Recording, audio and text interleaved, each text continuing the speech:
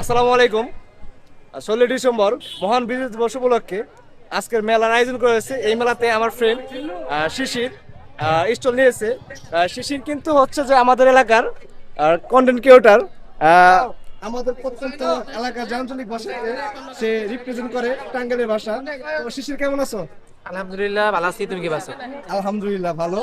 আর আপনার তার voice tone শুনে চিনতে পেরেছেন। সে অত্যন্ত সুন্দরভাবে ডকুমেন্টারি ভিডিও করে। তার শুরু থেকে আমি ভিডিও দেখেছি। আজকে তার স্টলের যে সামগ্রী আছে, কসমেটিক আইটেম, খাবার আইটেম দেখতেছি এবং শাড়িও দেখতেছি। কিন্তু বন্ধু মনে হয় শাড়িগুলো কালেক্ট করে রাখছে তার সামনের জন্য।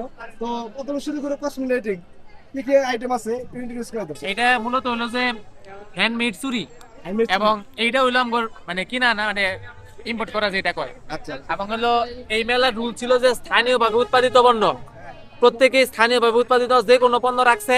তো আমি সেই হিসাবে রাখছি হলো আমার ভুইয়াপুরি উৎপাদিত সিরাজকান্দি থেকে আনা তাঁতের শাড়ি, এবং এইটা 100% কালার গ্যারান্টি দেওয়া হবো, এবং এই মেলার পরেও আমার থেকে রিপ্লেস করে নেওয়ার সুযোগ আছে যদি কোনো ফল্ট বেরোয়। বন্ধু কিন্তু অনেক সুন্দর একটি অফার দিয়েছে। আমাদের বপুরে উৎপাদিত সিরাজকান্দিতে কিন্তু তাঁতের শাড়ি হয়, আর সেই শাড়ি ও কিন্তু আজকের এই মেলাতে তুলে ধরছে যে আমাদের এলাকার ঐতিহ্য, ইতিহাস, সংস্কৃতি। এই তাঁতের শাড়ি কিন্তু জিআই পণ্য হিসেবে গণ্য হয়েছে। সাথে আছে খাবারের আইটেম কি আছে? খাবারের আইটেম আছে, এটা আমার মায়ের হাতের তেলের পিঠে, আন্টির এত সুস্বাদু এটা পিঠা পুলি এবং হলো রোড পিঠে। এটা মূলত হইলো মানে মানুষের চাহিদার উপর নির্ভর করে বানানো।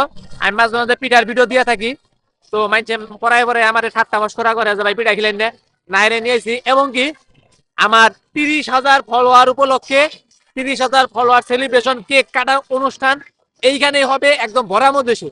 এবং এটা সবাই দাওয়াত রইল।